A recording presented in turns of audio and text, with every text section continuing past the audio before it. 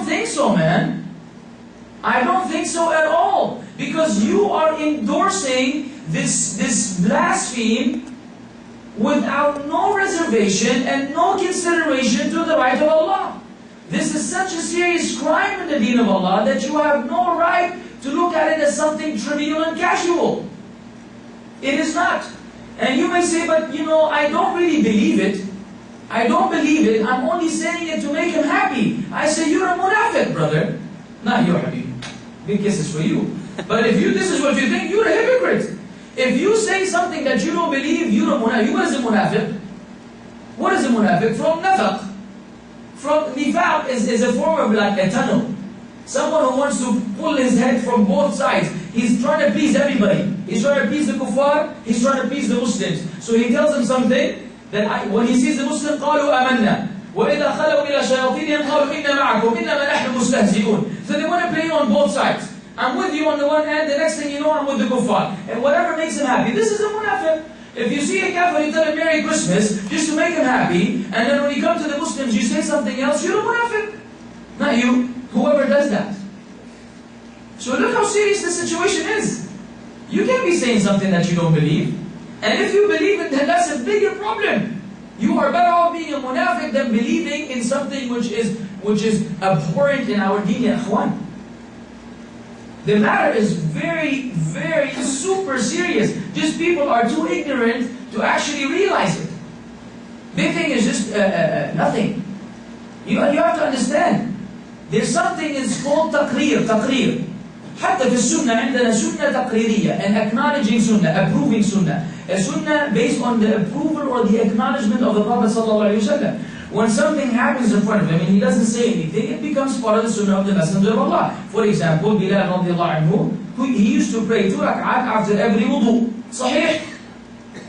And the Prophet ﷺ he heard his footsteps in Jannah. He said, what is it that you do? I heard your footsteps in Jannah. What is it that you do? He said, oh Messenger of Allah, I don't know of anything good of myself. The one who they used to step on him with rocks and he say, Ahad, Ahad. The one who was, his tawheed was at the peak. He said, I don't know of anything good that I do, except every time I make wudu, I pray 2 rak'at. Here the Prophet ﷺ approved it. أَقَرَّهُ عَلَى فِعْلِهِ. He approved this action. This became a sunnah for you. Every time you make wudu, you can pray 2 rak'at. إقرار أو تقرير. Call it whatever you want to call it. It's all fine. لا مشاحة في الاصطلاح. We're not going to differ on terminology. Now listen to this now. I'm just going to explain to you through a worldly example what acknowledgement really means. Your friend has a bagal. Mashi? He has a nice little bagal. And he's used to little kids, not you guys, you got a good Muslims, but these other kids, they come and steal candy. Mashi? These kids, they come and no one's paying, you bring Maltesers, put it in his pocket, find a Snickers, Twix, whatever, and they leave. He knows these kids are harami. Small harami. Kids, they're not reliable. Anyways, he gets a phone call.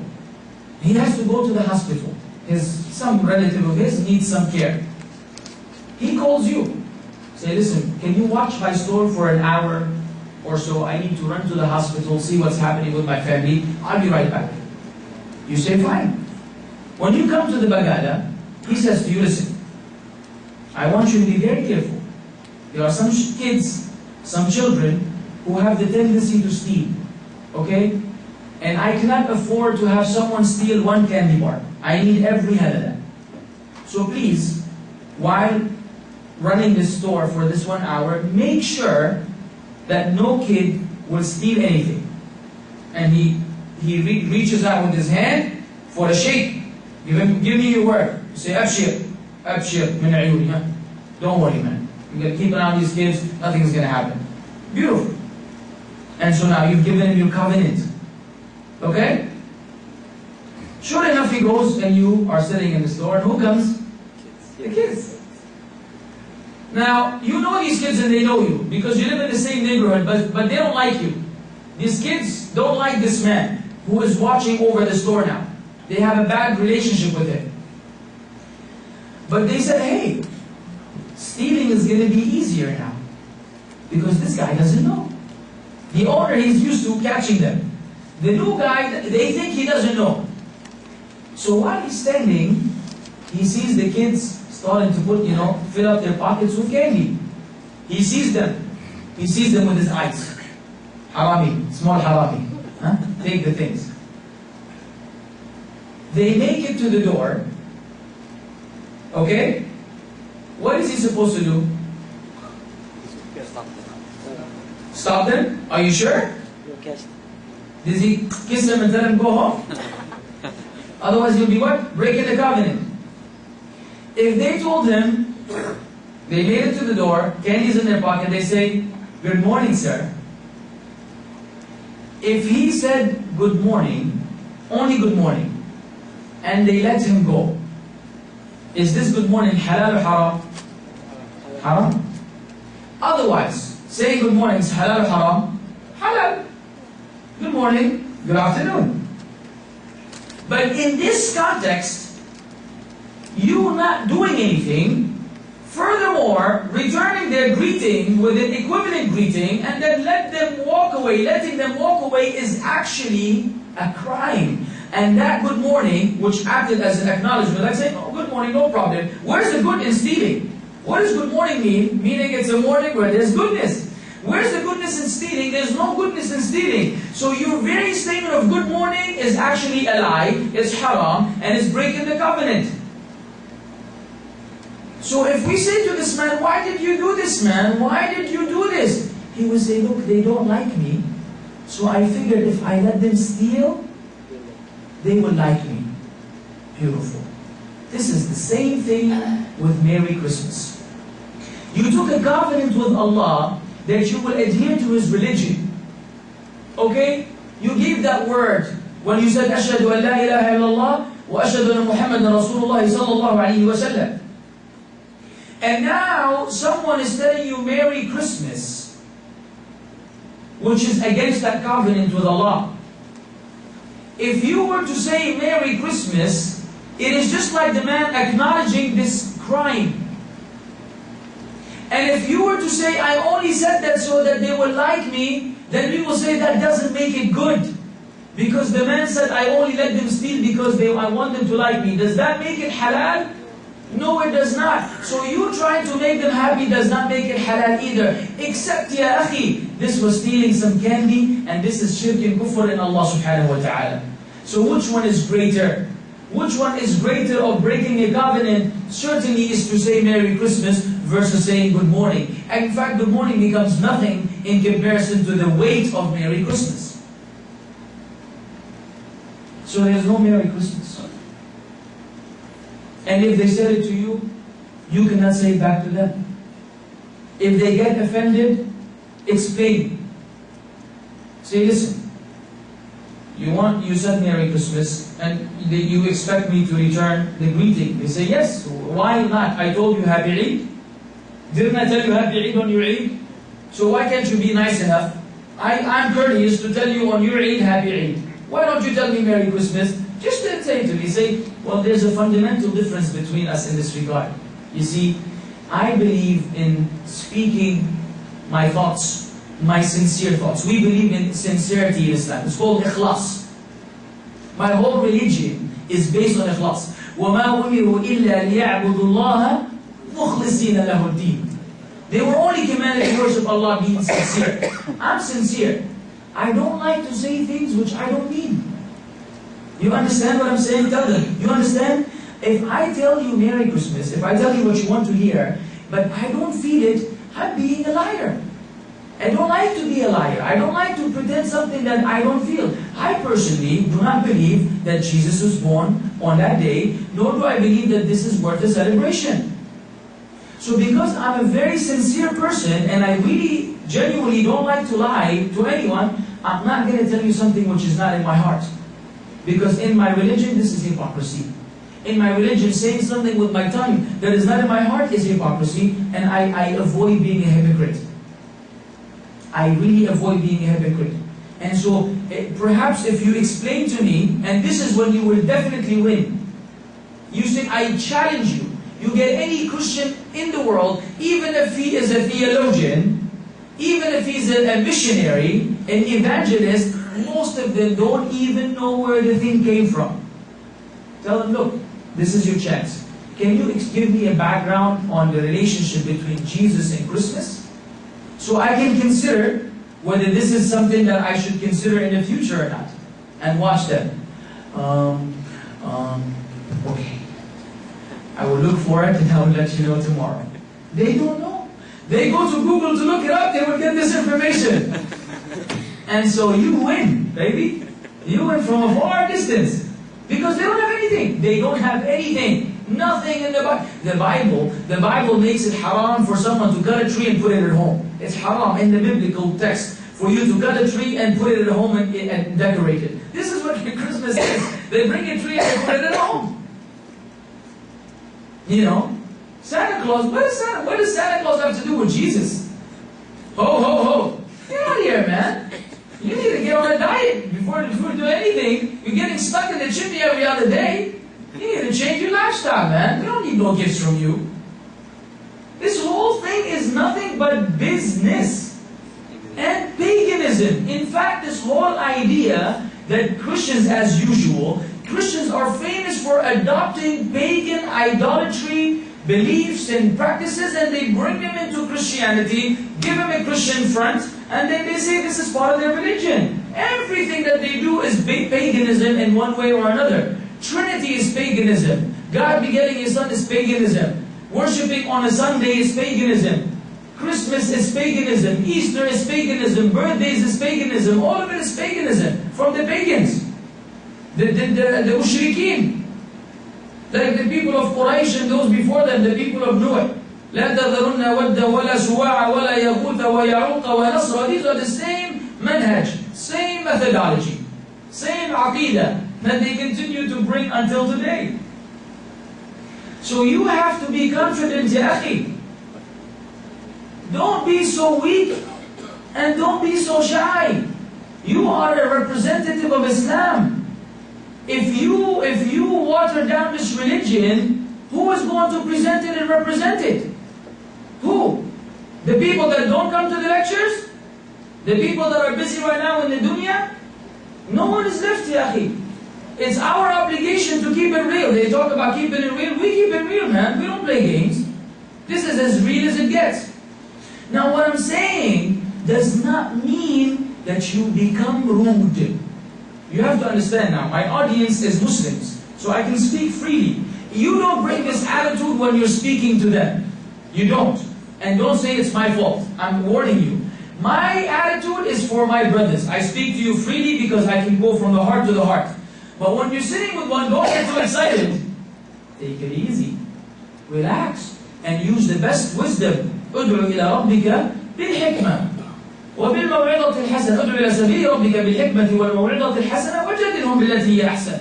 When you want to invite now them to the way of your Lord, do so with wisdom, good preaching, and argue with them if necessary in the best way possible. So I'm saying this because we have two extremes. We have Muslims who give up their religion instantly to please a non-Muslim. They are willing to give up the teachings of Islam just to make this person happy. And we have some who are firm, but they are also rude. And they offend them. And they may insult them. La, it's not acceptable. You have to be courteous also. So when they tell you something, for example, say, thank you so much. I really appreciate. Or they give you a gift. Excuse me, it happens. They say, this is a gift. Say, thank you so much. Wallahi, I swear by my God, I appreciate the fact that you thought of me. It's something that I value. Don't think this is not a joke. I really appreciate the fact that you thought of me. But my religion has put guidelines for me. And I really like to adhere to Islam.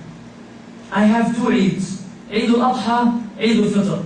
Anything other than that is not part of my religion. So I don't really get involved. And accepting a gift is getting involved in that religion. I thank you for the gift, but I apologize, I really cannot take it. And I really like what you have done.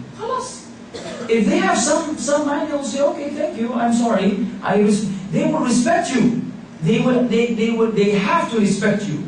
لأنه من أرضى الله بسخط الناس رضي الله عنه وأرضى عنه الناس. If you please Allah by displeasing the people, Allah will be pleased with you and He will make the people pleased with you. No choice. This is the hadith of the Prophet ﷺ. If you please Allah, Allah will make your affairs good. If you are afraid of the Creator, creation and you don't fear Allah, He will humiliate you. You will be humiliated. So be careful of compromising your belief and the aqidah that Allah Azza wa Jal has blessed us Muslims with. So now, whether this year or in the future, anything pertaining to Christmas or any other Eid, any other non-Islamic or un-Islamic holiday, beloved brother, you have nothing to do with it whatsoever. Nothing.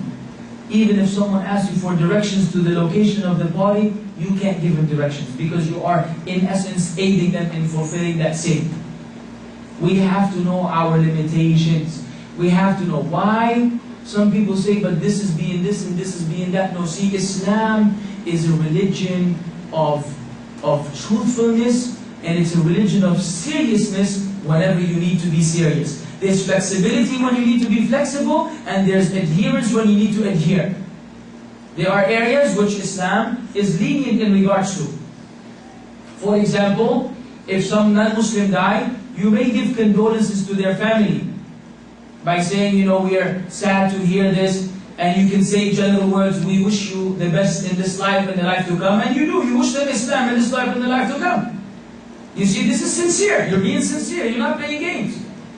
So there are areas where Islam allows this flexibility, and there are areas, especially when it comes to Aqidah, Islam is very serious. Very serious. Yani it's ajib. Ajib, the seriousness when it comes to the haqq of Allah subhanahu wa ta'ala.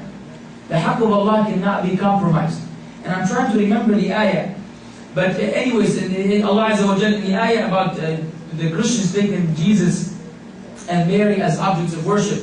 And Allah said, who has anything against Allah if He wanted to destroy Mary and Jesus and His mother Mary? Now, even though we know how virtuous Mary and Jesus are in the sight of Allah, yet when the people wanted to make that equivalent, when they wanted to make them rivals with Allah, the language Allah uses, who can stop from Allah destroying Jesus and His mother Mary? Meaning, where are you going with these accusations? That Allah uses this kind of language when people violate His right. لا تقولوا ثلاثة. انتهوا. Do not say Trinity. Desist. Stop. Don't continue. See, the language becomes strong.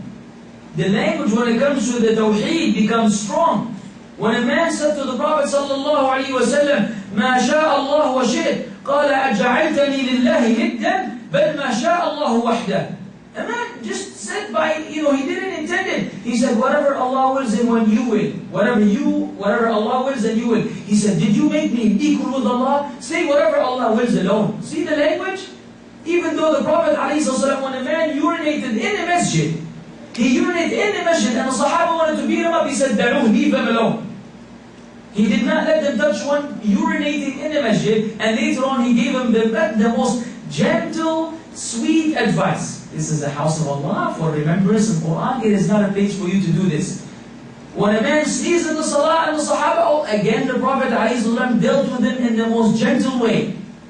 Whenever it came to the Tawheed, even the mode of speech became different.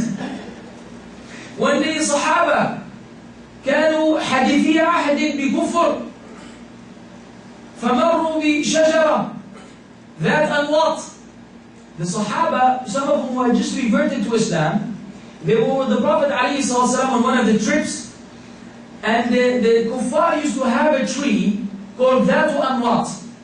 It was a tree with many branches. And the kuffar, the disbelievers, used to use it to hang their weapons on it and to rest on it seeking blessings. They thought that this tree will actually bless them and their endeavor and their asliha, their weaponry. So then when they went to the Prophet ﷺ and they saw a tree, they said, Ya Rasulullah, ij'al lana dhata anwat, kama lahum dhatu anwat. O Messenger of Allah, give us a tree, legislate for us a tree, so we can hang our weapons on it like they have a tree. قال Allahu Akbar. He said, Allahu Akbar, إنها السنن. It is the ways of the past. You have said what the people of Musa said to him, اجعل لنا آلهة كما لهم إله. Give us a God like they have a God. When Musa was saved with Bani Israel from Fir'aun. And they crossed over to the other side. When they made it to the other side, they saw some people worshipping a calf. So the Bani Israel said to Musa, we want a God that we can see, because the people are fascinated with seeing the object of worship. They said, give us a God like they have a God. They said this to Musa. The Prophet ﷺ made the very asking of a tree equivalent to the statements of Bani Israel, give us a God like they have a God. Why? Tawheed is being protected.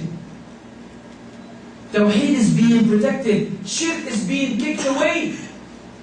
Polytheism is being curbed to the side.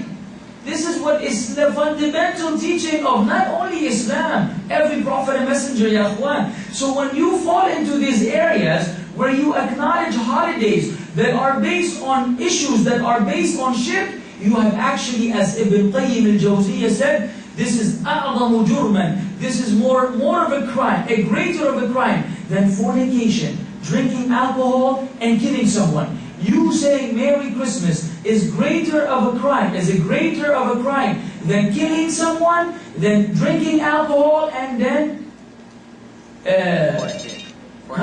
fornicating. Now, some funny people say, oh, so it's okay for me to go do all these three as long as I don't say Merry Christmas? Say, no, Habibi. You can neither say Merry Christmas, nor can you do the three. But it is greater. Why? Because what is the greatest sin? Shirk.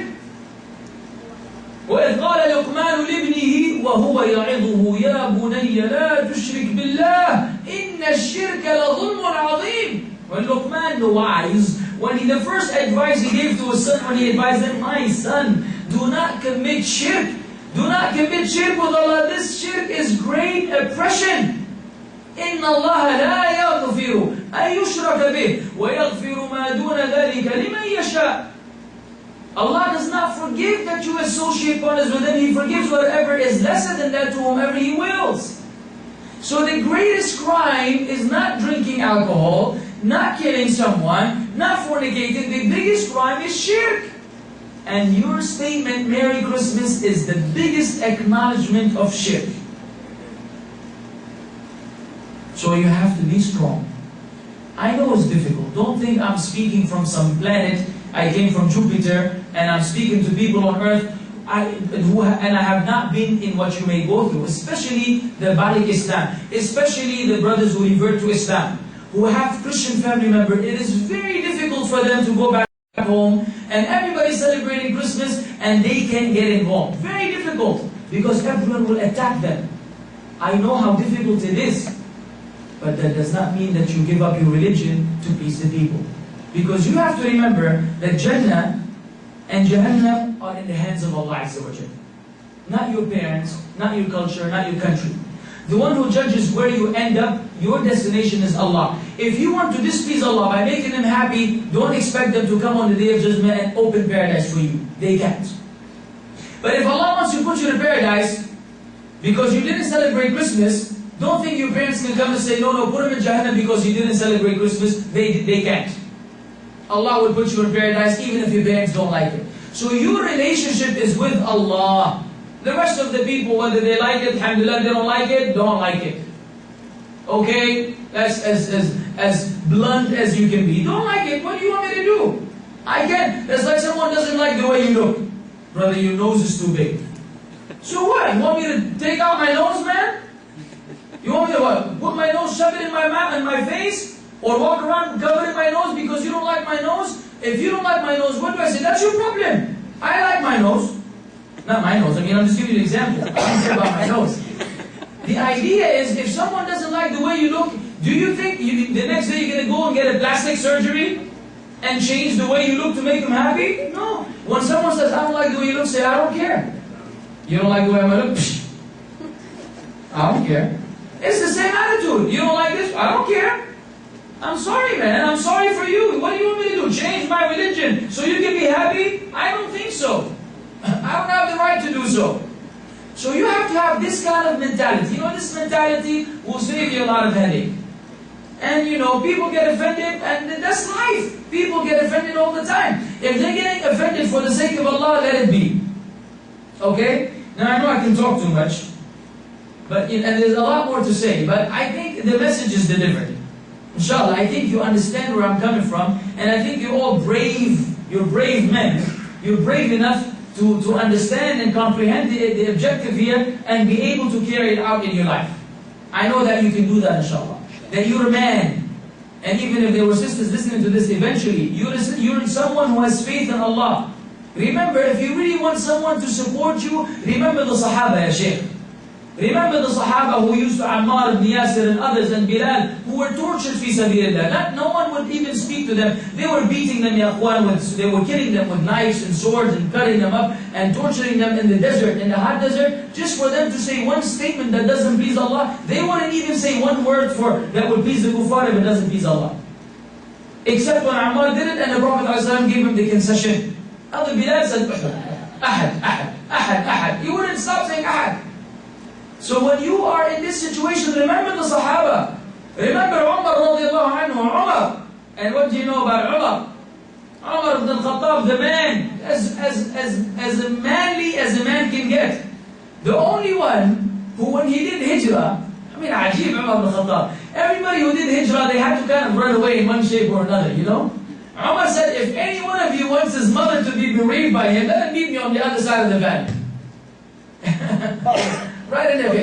If you want to die tonight and have your mother cry over you, come follow me when I make hijrah. Come. Nobody could move, man. Umar walked away like that.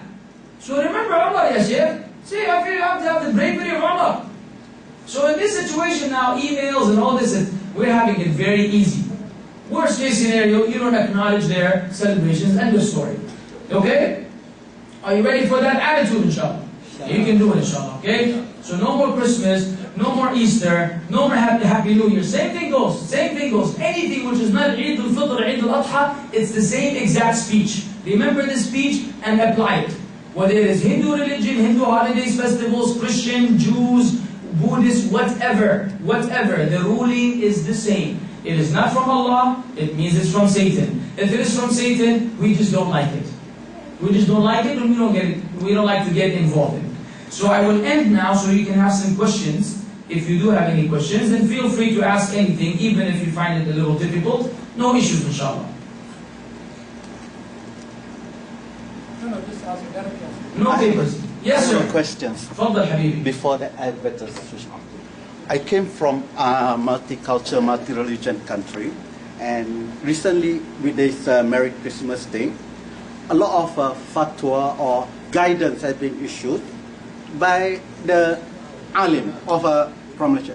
One of the things that I read through, he said that, yeah, we cannot say that Merry Christmas, but we say it another way, like Happy Holiday or Have a Nice Day, things like that. And he's saying that why they are saying this way, he's saying that because of being a human being, he take the example of the narration of when there's a Jewish that passed away, and then Rasulullah SAW stand up. He said that he's also a human being. Right. So he's saying that by doing this, we are not acknowledge this Christmas thing, but we are saying that you have fun, things like that. This is one question. It's being taught by us back home. Yes. And then the second thing is now we legalize or we make the thing become Muslim. For example, the celebration of a New Year. Instead of we toast a Happy New Year at the shop at 12 o'clock at night. Oh. Now in Malaysia, Kuala Lumpur, there's a lot of program. They call it Qiyamul and in the eve of the New Year. For example, they gather in the masjid and together they have a lecture, talk, but in the name of the New Year. Okay. So I mean that they make it a Muslim celebration. Yes. So what is your opinion on that? Well, the lecture was the answer. The lecture was the answer. If he said, have a nice day, that's fine. Because have a nice day, and what I mean by that is, I hope that you become a Muslim at the end of the day. But happy holiday, that's not okay. So because you say happy holiday, it's not saying Merry Christmas. You're still acknowledging the holiday. But a general expression, like, have a nice day, that's fine. If you want to use this as a diplomatic way to get out of the situation. So it depends on the actual word. Not any other word besides Merry Christmas would work. Happy holiday, for instance, wouldn't work. Fair enough? Now, them claiming that because the janazah of the Yahudi which went by and the Prophet ﷺ stood up. The ulama say this is a form of istidlal fi ghayr mahallih. Yani using an evidence which doesn't apply to the context. You see what I'm saying? This is the wrong kind of qiyas. Qiyas yani ala batil. They're trying to do analogy, but the situation is not the same. This was because the person had died. Okay, and it was the janazah of a dead person. This has nothing to do with greetings and holidays. Because we had at the time of the Prophet ﷺ the greetings and holidays. So what is his hadi? What is his guidance in that regard? Did he use that same mentality and say that we can also say to them greetings? No, he didn't. So then you have to follow the Prophet ﷺ not only in his general actions, in the specific ones. He specifically didn't get involved in any un-Islamic holiday, so we specifically don't get involved in any un-Islamic holiday. And that would actually answer question number 2 in regards to New Year's. You can bring the Christian New Year, the Gregorian New Year, and give it an Islamic cloak. And put an Islamic thawb on it, and kufi and say this it remains to be the Gregorian calendar. We have our Hijri calendar. So, and besides that, it is a celebration practiced by the non-Muslims. And you're participating with them on this invented holiday. It's a bid'ah. If in Islam, if Milad al-Nabi is a bid'ah, in Islam, what about the New Year's in other than Islam? If you can't do this, then you can't do that. Okay? So it's the same thing. This actually, remember the beginning? Culture. The people will try to actually impose on you their views. But you have to be the strong one who adheres to the sunnah in the face of all of this, Allah musta'an. Yes, Captain. The Rasulullah said that I will give Jannah to those who leave arguments even though they're right. What if these arguments are about religion? Like example, you're discussing this trivial issue like the Merry Christmas with a Muslim, but then you just don't want to fight anymore, you just want whatever. Can you leave this, or do you have to continue until the truth is shown? Beautiful. Well, the hadith actually, just to be accurate in quoting the hadith, he doesn't say I will give. He said I am the chief in a house in Jannah, for the one who leaves argumentation even if he's correct.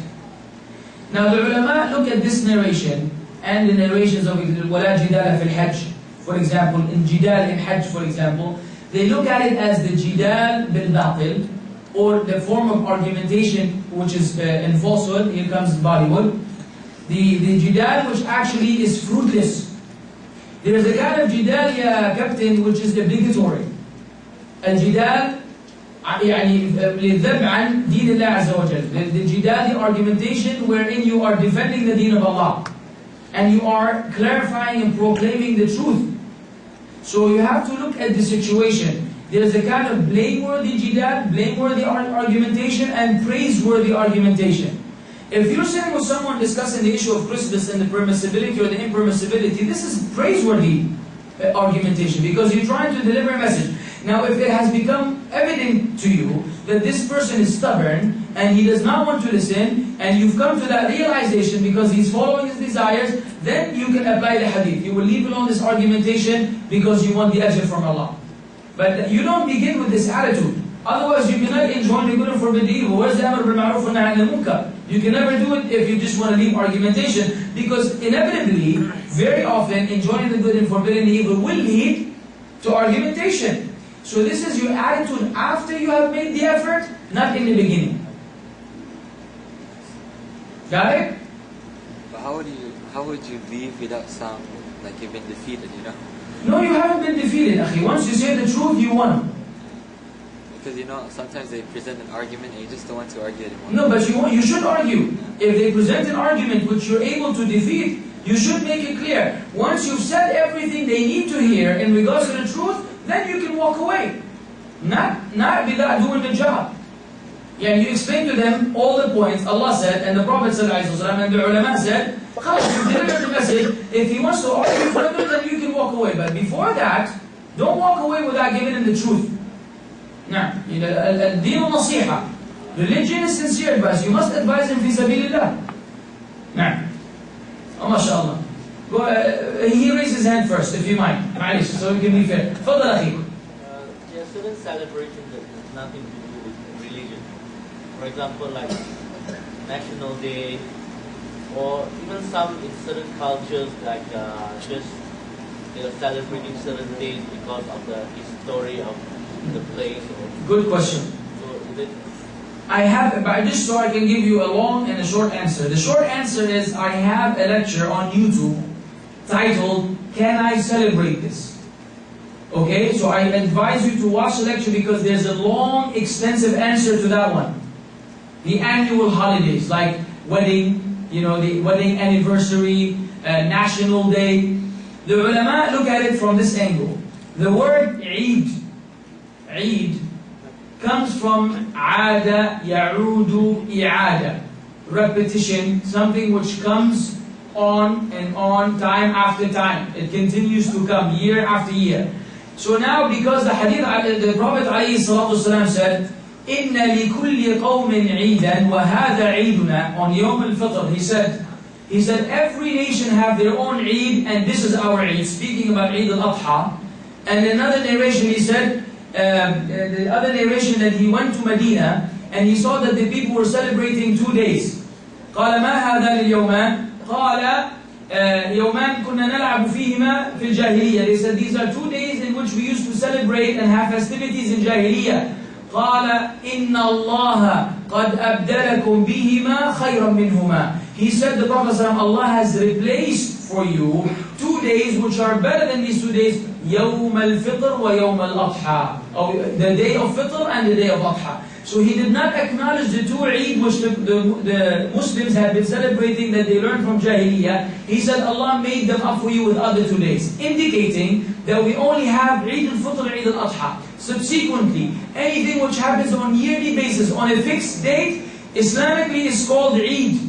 And since we don't have any other Eid but Eid al-Fitr, Eid al-Adha, you cannot celebrate National Day, nor can you celebrate, obviously, birthdays, nor can you celebrate Mother's Day, Father's Day, or anything which may not necessarily be religious, but be of some other nature, political, historical, whatever. It falls into the same category. Because we are confined to the 2 Eid, everything else is none of our business. Because let me tell you, Monkey's Day. You should celebrate Monkey's Day and walk around with a bag of bananas on your back, in your backpack. What is this, man? If you let me come up with these Eid, this becomes an Eid. You don't get involved in this kind of Eid because it does not concern you. Okay, I know some of the ulama have other views, and alhamdulillah, there's ikhtilaf in this matter, but the amana requires that I tell you the position which I believe is sahih. Even if some of the ulama look at National Day from another angle, at the end of the day, man, the people have made the National Day into a Eid. It became a celebration, and they go out in the streets, and they may cause chaos among the people. This falls back into the same issue, trying to give it a special virtue to a day, which Allah didn't give. So you got to be careful. Yes, sir? Well, actually, I have the same question. Oops, 2 in 1. Alhamdulillah. Buy one, get one free.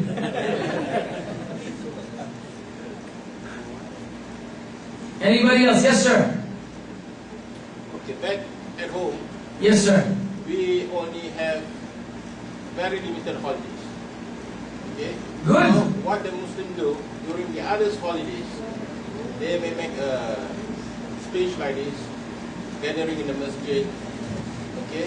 Then they make a jamulai on the other holidays, just to get the people together during the holidays. Is it anything wrong with that? Yes.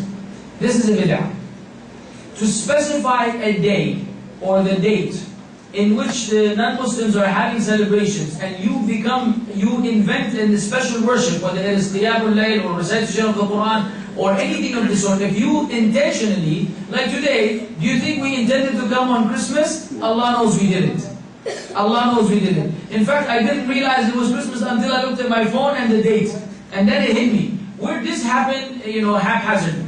Excuse me. But if we were to specify every year on Christmas we will have a lecture or we will do special ibadah, then this is what bid'ah is. Why? Because the Prophet ﷺ, during his time, they had all kinds of holidays, and they never came and went and gathered in one area and they tried to worship Allah specifically on that day. So if they didn't do it, then we don't do it. Because they knew best what was good and what was not. So that is not okay either. Okay. Go about your regular business, akhi. Regular business as usual, as they say. Go work and do your thing, and you don't have to create anything new just to counter their celebration. Just mind your business and let things go in a natural, the natural procedure. Anyone else? Anything else? Does it have to be this related? No, it doesn't have to be related. But first, are there any related questions?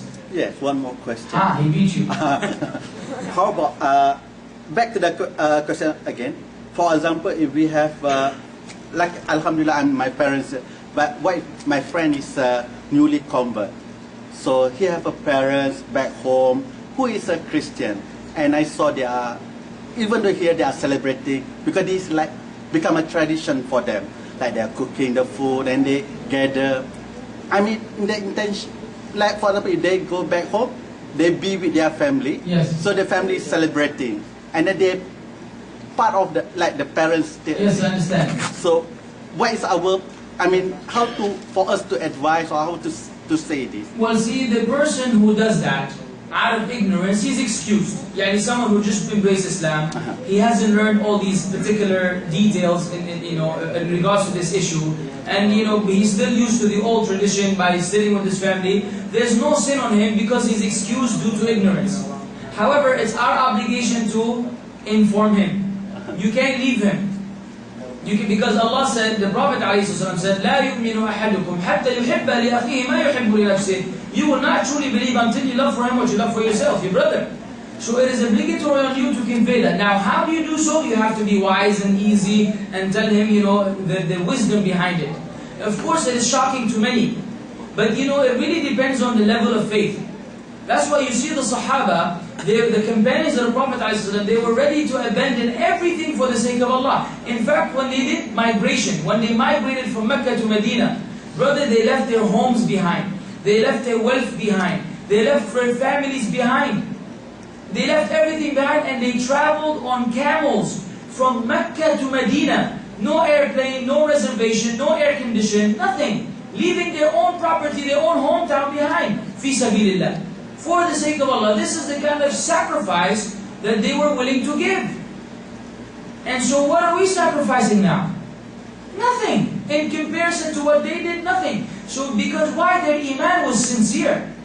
Their embracing of Islam wasn't a casual thing. It was based on a strong determination and faith.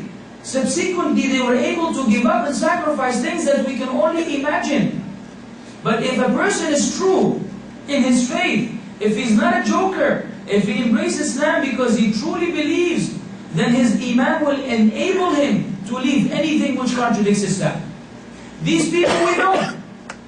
Most of those who give da'wah now are reverts. Those who are famous in the world in da'wah, major da'wah in English, are all reverts. And they are the first to abandon the old ways. Because their iman was so strong that they were able to leave alone the past and start propagating the truth of Islam. If someone is not at that level, it's a problem is with them. But we have to be also, courteous and considerate to their level of iman and try to strengthen their iman so when we give them the information, they'll be able to digest it. But we can't leave him. Say, khalas, let him have fun. No, we can't let him. You got to stop him at some point in time. Yes, Akhi. Yes, brother. I want to know how many groups in Christianity? How many groups?